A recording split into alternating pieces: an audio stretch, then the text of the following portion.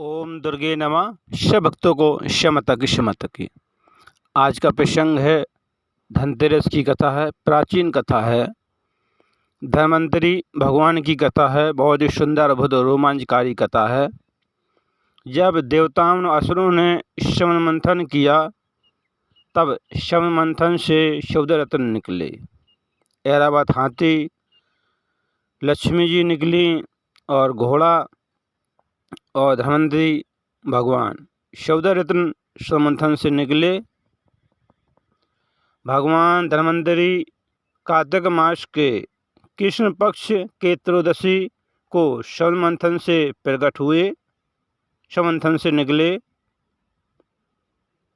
और तभी से ये धनतेरस की प्राचीन कथा सभी के सामने चलती आ रही है। बहुत ही सुंदर कथा है। एक बार भगवान विष्णु पृथ्वी पर भ्रमण करने के लिए जा रहे थे। तभी माता लक्ष्मी बोली कि प्रभु, हम भी आपके साथ चलेंगे पृथ्वी का भ्रमण करने के लिए। तो भगवान विष्णु बोलो ठीक है, आप भी चलिए हमारे साथ पृथ्वी का भ्रमण करने के लिए। तब गए लक्ष्मी जी और भगवान विष्णु पृथ्वी का भ्रमण करने के लिए। तब भगवान विष्णु बोले, लक्ष्मी जी तुम यहीं पर रुक जाओ, जब तक मैं ना आ जाऊं तो तुम यहीं तुम रुकना। मैं दक्षिण दिशा की ओर जा रहा हूं अपने भक्तों से मिलने के लिए, उनको दर्शन देने के लिए, तुम तब तक यहीं तक रुकना। तो लक्ष्मी जी बोली ठीक है। भगवान विष्णु चले गए।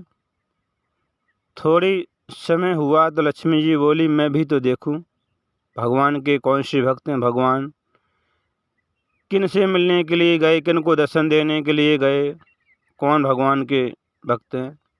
तब लक्ष्मी जी आगे चलीं तो आगे किसान के खेतों में बहुत ही सुंदर पुष्प फूल लगे हुए थे और कुछ खाने की वस्तुएं लगी हुई थीं। तो लक्ष्मी जी को थोड़ा मोह हो गया और लक्ष्मी जी ने उन खेतों से पुष्प तोड़ लिए और खाने की वस्तु ले ली। और तब थोड़ी देर बाद भगवान विष्णु आ जाते हैं और कहते हैं, लक्ष्मी जी तुमने इस किसान के खेत से खाने की वस्तु की चोरी की है, इसलिए तुम इस किसान के पास कुछ समय के लिए रुक जाओ और तुमने इस खेत से जो चोरी की है तो इस किसान पर थोड़ी तुम अपनी कृपा दृष्टि बना के रखो और इनके यहाँ थोड़ी धन की वर्षा करो। तब लक्ष्मी जी रुक जाती हैं, वहीं निवास करने लेती हैं किसान के पास। तब लक्ष्मी जी उस किसान के घर में निवास करने लगीं। तब लक्ष्मी जी बोली किसान की पत्नी से, बोली तुम मेरी मूर्ति की पूजा करो, लक्ष्मी की मूर्ति की पूजा करो और फिर तुम बाद में रसोई में खाना बनाना। और तब किसान की पत्नी बोली ठीक है, मैं वैसा ही करूँगी। और सुबह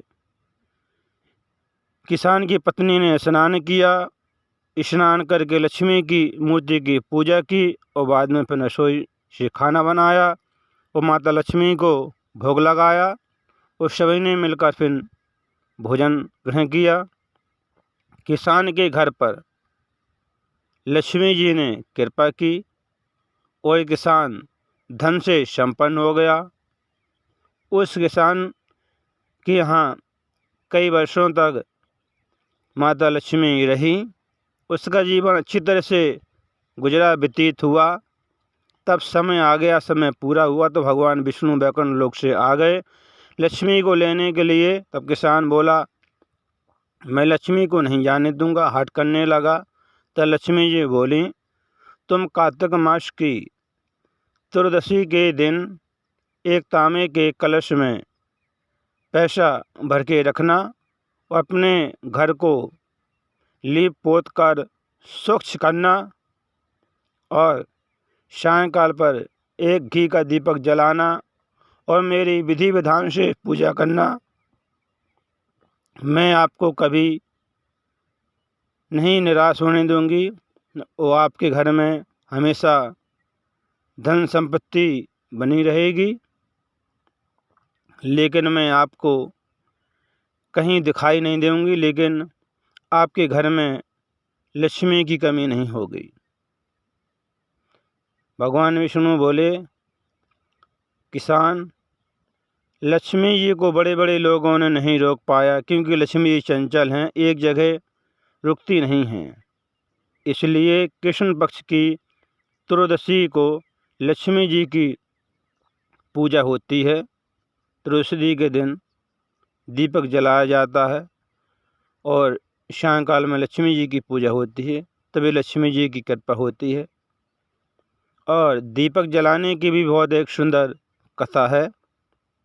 एक बार यमराज ने अपने दूतों से पूछा कि तुमको कभी मनुष्यों के प्राण लेते समय दया नहीं आती है? तब एक दूत बोला, महाराज यमराज, हमको तरुण राजकुमार के प्राण लेते समय उनकी पत्नी रो रही थी, हमारा मन विचलित हो गया और हमारे आंखों से आंसू गिरने लगे, क्योंकि उसकी शादी हुई थी और 4 दिन बाद ही उसकी अकाल मृत्यु होनी थी। नवविवाहित पत्नी बहुत विलाप कर रही थी, रो रही थी, तो हमको दया आ गई। तब यमराज बोले, दूतों कथा विस्तार से सुनाओ। तब दूत बोले, हंस नाम के एक राजा थे और शिकार खेलते खेलते हेमराज के राज्य में चले गए। उसी समय हेमराज को एक पुत्र की प्राप्ति हुई थी। तब हेमराज पुत्र प्राप्ति के लिए बड़ा उत्सव मना रहा था। तब राजा हंस का भी स्वागत हुआ और तब एक जोशी आया और जोशी ने बताया कि आपके पुत्र की अकाल मृत्यु हो जाएगी। इस पुत्र की, तरुण जो तुम्हारा राजकुमार है, इस पुत्र की विवाह के 4 दिन बाद अकाल मृत्यु हो जाएगी, क्योंकि जो मनुष्य पाप करता है, अधिक पाप हो जाती, तभी मनुष्य की अकाल मृत्यु हो जाती है। तब हंस राजा हेमराज राजा को कहता है कि कुछ अकाल मृत्यु के लिए प्रबंध करेंगे कि अकाल मृत्यु आपके पुत्र की ना हो। तब हंस और हेमराज दोनों पुत्र की देखरेख करने लगते हैं। जब पुत्र जवान होता है तो पुत्र एक सुंदर राजकुमारी कन्या के साथ गांधर्व विवाह कर लेता है। अपने पिता को बताता है कि पिताश्री, मैंने गांधर्व विवाह इस सुंदर कन्या के साथ कर लिया है। और तरुण राजकुमार ने जैसे गांधर्व विवाह किया, चौथे दिन ही उसकी अकाल मृत्यु हो गई। तब उसकी नवविवाहित राजकुमारी पत्नी बहुत रोने लगी, विलाप करने लगी और तब यमदूत तरुण के प्राण लेके चले गए और उनका हृदय मन विचलित हो गया और उनके आंखों से आंसू निकलने लगे।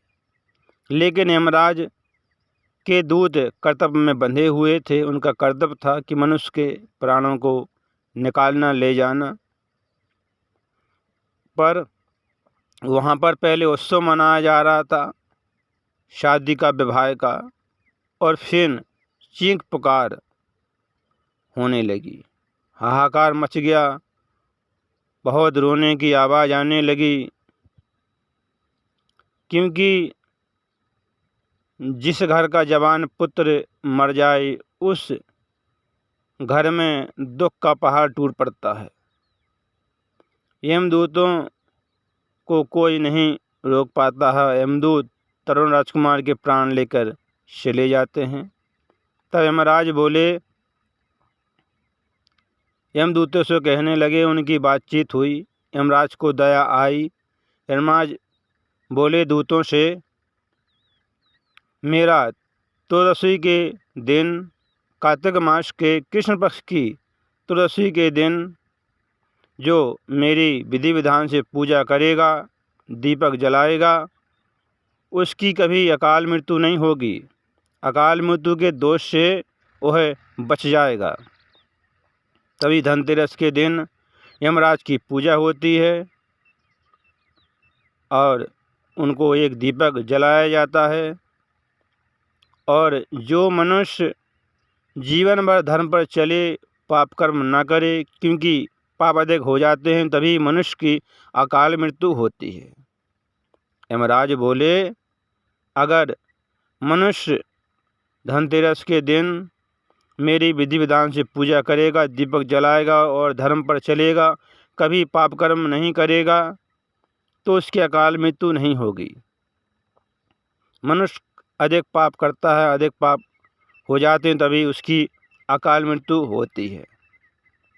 यमराज को उस तरुण राजकुमार के पत्नी पर दया आई और उन्होंने यमदूतों से कह दिया कि जो कोई त्रयोदशी के दिन मेरी विधि विधान से पूजा करेगा, धर्म पर चलेगा, दीपक जलाएगा, उसकी अकाल मृत्यु नहीं होगी। तभी से कृष्ण पक्ष की त्रयोदशी के दिन संध्या के समय यमराज की पूजा होती है और उनको एक दीपक जलाया जाता है। बहुत ही सुंदर, अद्भुत और रोमांचकारी कथा थी। कथा को सुनते रहें। एक कथा धनतेरस की भी थी और दीपक जलाया जाता है। बहुत ही सुंदर कथा थी। कथा को सुनते रहें। और भगवान धनतरी जो सममंथन से प्रकट हुए थे, उनकी भी कथा थी धनतेरस के दिन। बहुत ही सुंदर, अद्भुत, रोमांचकारी कथा थी। लक्ष्मी की पूजा धनतेरस के दिन होती है और भगवान धन्वंतरी की पूजा होती है और दीपक जलाया जाता है। यमराज की पूजा होती है, सभी की पूजा होती है। बहुत ही सुंदर कथा थी। कथा को सुनते रहें, काम करते रहें, मैया का नाम जपते रहें। शब्दों को क्षमा तक क्षमा तक क्षमा तक।